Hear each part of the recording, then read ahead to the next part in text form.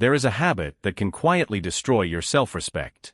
And most people don't even realize they're doing it. It's not failure. It's not being weak. And it's not caring too much about what other people think.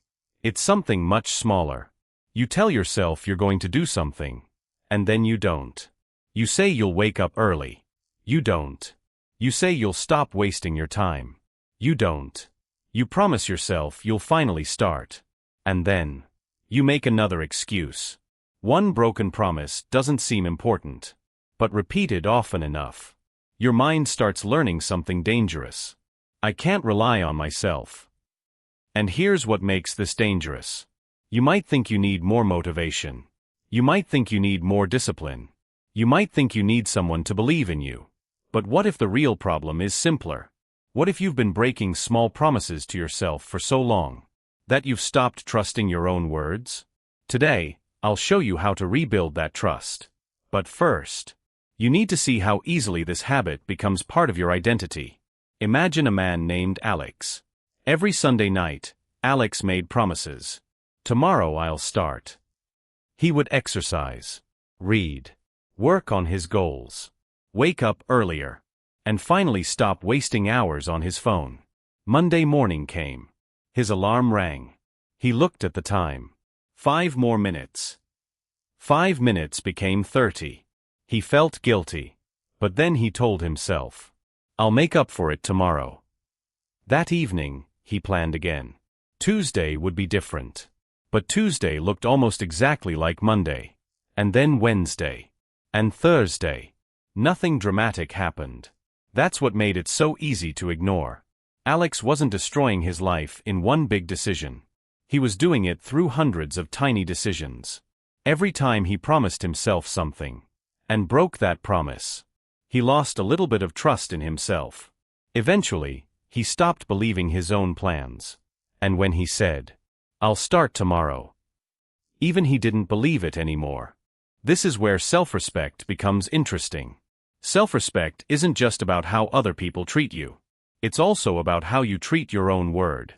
Think about someone you deeply respect. Why do you trust them? Usually because their actions match their words. When they say they'll do something, they try to do it. When they make a commitment, they take it seriously. You don't need them to be perfect. You just need to know that their words mean something. The same principle applies to you. Every promise you keep gives your brain evidence. I can trust myself. Every promise you repeatedly break gives it the opposite evidence. My words don't really matter. And the cycle becomes simple. Promise. Then delay.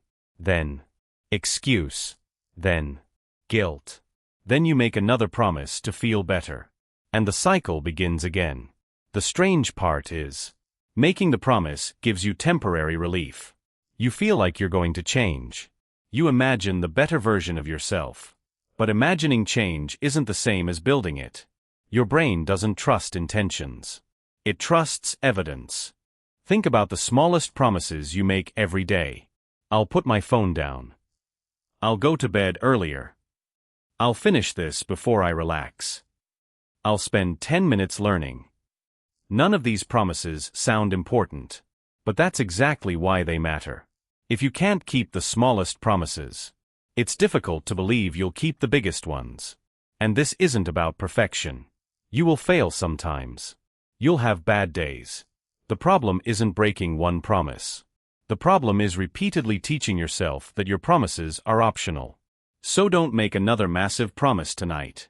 Don't say, from tomorrow, I'll completely change my life. You've probably said that before.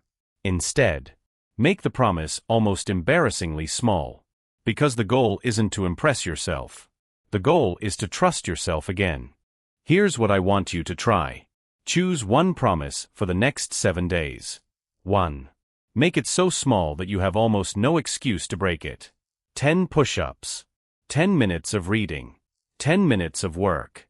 5 minutes without your phone. Whatever actually matters to you. Then decide exactly when you'll do it. And when that moment arrives, do it. Not because you feel motivated. Not because you feel inspired. But because you said you would.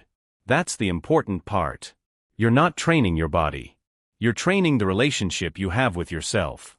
Every time you keep that promise, you're collecting evidence. I said I'd do it. And I did. Remember what we talked about in episode 1? Mental strength begins when you start trusting yourself again. This is how you build that trust. Not through motivation. Not through pretending you're stronger than you are. Through evidence. One promise. One action. One small victory. Then another. And slowly, your identity begins to change. You stop saying, I hope I can change. And you start thinking, I know I can rely on myself. You don't suddenly become perfect. You simply become more consistent. And consistency creates something motivation never can. Self-respect. Because deep down, self-respect isn't about thinking you're better than everyone else.